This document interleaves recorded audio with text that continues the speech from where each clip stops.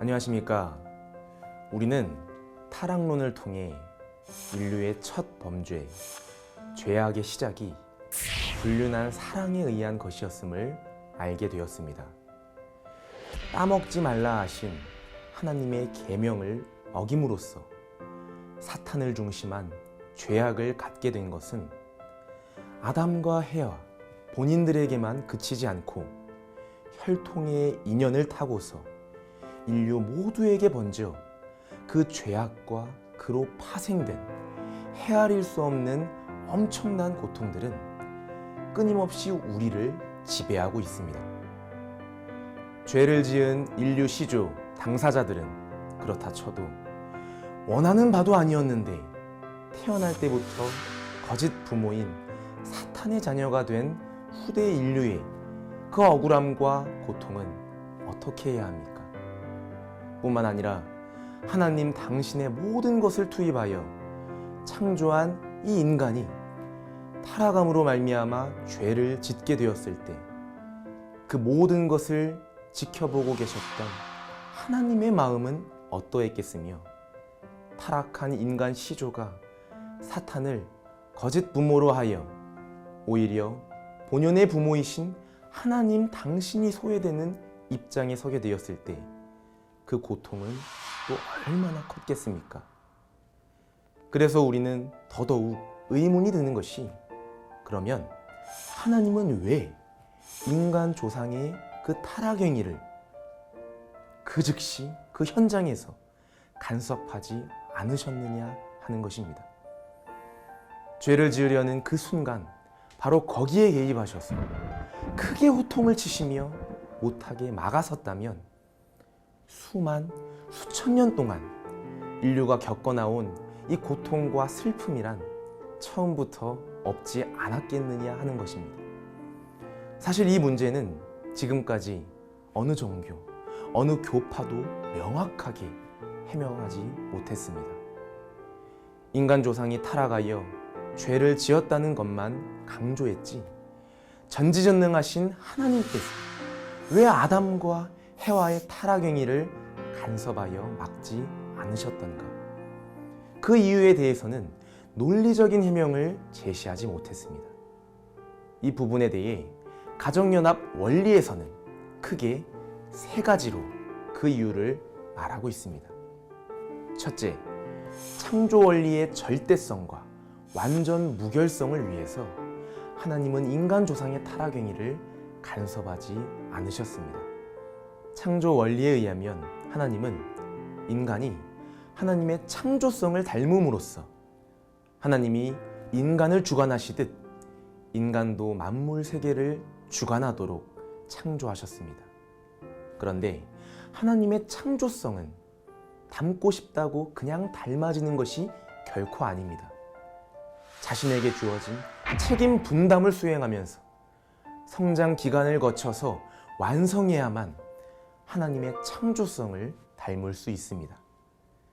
수십 년 피나는 노력으로 큰 회사를 일군 어느 기업가가 자신의 회사를 아들에게 물려줄 계획을 가지고 있다고 할 때 내 아들이라고 막무가내로 그냥 줄 수 있을까요?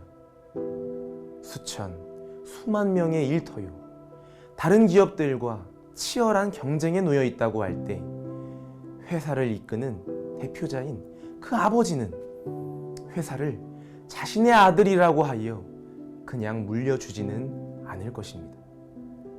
아들이 회사를 운영할 수 있을 만큼 경영자로서의 그 역량과 자질, 리더십을 갖추어야만 아버지는 안심하고 물려줄 수 있을 것입니다. 이런 내용들을 갖추는 것이 아들에게는 책임 분담이 되는 것이고, 아래서부터 차근차근 경영을 위한 자질과 능력을 배우고 습득하는 동안 아버지는 간섭하지 않을 것입니다. 마찬가지로 하나님은 인간 조상이 성장 기간에 있을 때에는 그들의 책임 분담을 스스로가 해나가도록 하시기 위해 직접적으로 주관해서는 안 되는 것입니다. 만약 하나님께서 인간의 이 성장 기간에 그들의 행위를 간섭하시게 되면 어떻게 될까요? 인간 책임 분담이라는 말이 아무런 의미도 아무런 무게도 갖지 못하게 되는 것입니다.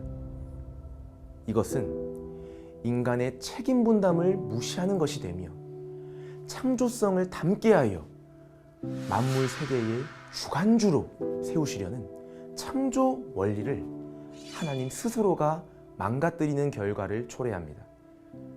만약 그렇게 되면 하나님이 수립한 원리의 절대성과 완전 무결성도 모두 무너지고 마는 것입니다. 그러므로 하나님은 창조 원리의 절대성과 또 완전 무결성을 위해서 인간의 타락 행위를 간섭하실 수 없으셨던 것입니다. 둘째 이유는 하나님 당신만이 창조주로 계시기 위하여 하나님은 인간 조상의 타락 행위를 간섭하지 않으셨습니다. 이 말은 어떤 의미인가? 하나님은 스스로 창조하신 원리적인 존재와 그 행동만을 간섭하십니다. 비원리적인 존재나 관련 행동은 간섭하실 수가 없습니다. 그것이 원리입니다. 만일 하나님께서 악한 행동이나 비원리적인 것에 대한 간섭을 하시게 되면 그 순간 그것들에는 창조의 가치가 부여가 되어 원리적인 것으로 인정된 결과가 되고 맙니다. 마찬가지로 선악과를 따먹고 타락하려는 아담과 해와의 그 행위를 하나님이 간섭하시게 되면 어떻게 되느냐? 그 타락 행위에도 하나님의 창조의 가치가 부여되어 그 범죄 행위는 원리적인 것으로 인정을 받게 됩니다. 그렇게 되면 하나님이 창조하시지 않은 범죄 행위도 원리적인 것으로 인정하신다는 또 하나의 새로운 원리를 세우시는 결과를 낳게 되는 것입니다. 여러분, 이 내용은 대단히 중요합니다. 만약 하나님이 범죄 행위도 원리적인 것으로 인정을 하게 되면 하나님의 섭리 역사 가운데 최초의 그 범죄 행위를 저지른 사탄이 하나님과 같은 창조주 입장에 서게 되는 위험천만한 일이 벌어집니다. 그렇게 되면 선과 악의 주체로서 하나님과 사탄이 모두 창조주로서 공존함이 원리적인 것이 되어버리는 것입니다. 그러므로 하나님은 당신만이 홀로 창조주로 계시기 위하여 아담과 해와의 타락 행위를 간섭하실 수 없었습니다. 셋째 이유는 인간을 만물의 주관 위에 세우시기 위해서 하나님은 인간 조상의 타락 행위를 간섭하지 않으셨습니다. 하나님은 아담과 해와를 창조하시고 만물 세계를 주관하도록 축복하셨습니다. 인간이 만물 세계를 주관하기 위해서는 만물과 동등한 입장에 있어서는 주관이 어렵습니다. 만물들이 기꺼이 인간의 주관을 받아들일 수 있는 어떤 자격을 갖추어야 합니다. 이 자격이라 함은 하나님께서 창조주로서 인간을 주관하신 것처럼 만물 세계를 주관하기 위해 인간은 하나님과 같은 창조성을 가져야만 합니다.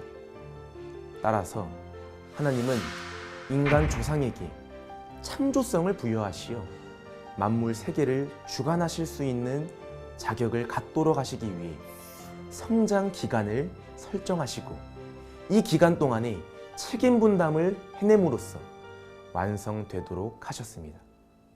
이것은 마치 의사가 되기 위해 의과대 학생이 수년에 걸쳐 집중적인 공부를 하고 자격 시험을 통과하여 마침내 사람을 살리는 의사가 되는 것과 같습니다. 누구에게는 위험한 흉기가 될 수 있는 이 칼이 의사에게는 사람을 살리는 귀중한 치료 도구가 됩니다. 환자는 아무에게나 자기 몸을 내맡기지 않습니다. 오직 전문 자격을 가진 의사에게만 자신의 아픈 몸을 허락합니다. 만물도 마찬가지입니다. 자기들을 주관할 능력과 자격을 갖춘 인간에게만 순종하는 것입니다.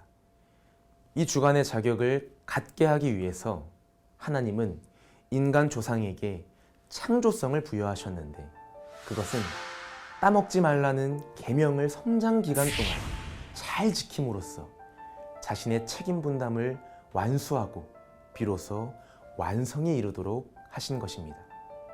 그런데 만약 미완성기에 있는 인간의 행동이 영 미덥지 못하다 하여 하나님이 간섭하여 직접 주관하시면 어떻게 됩니까? 그러면 인간은 자신에게 부여된 책임 분담을 해내지 못하게 되고 하나님의 창조성도 갖지 못함으로써 결과적으로 만물 주관의 자격을 갖지 못하게 되는 것입니다. 아울러 미완성기인 성장 기간에 인간이 책임 분담을 혼자서 해내도록 하신 그 창조 원리를 하나님 스스로가 무시하는 결과가 되고 맙니다. 그래서 원리에 의해 피조세계를 창조하시고 그 원칙에 의거하여 섭리하시는 하나님께서는 자녀인 인간을 만물의 주관주 위치에 세우시기 위해서 간접 주관권에 있던 이 미완성한 인간의 타락 행위를 불가피하게 간섭하실 수 없으셨던 것입니다. 이런 입장에서 인간의 타락 행위를 바라보실 수밖에 없던 부모 대신 하나님의 심정이 얼마나 서글프고 애통했겠는가를 다시 한번 깊이 되새겨 봐야 하겠습니다. 감사합니다.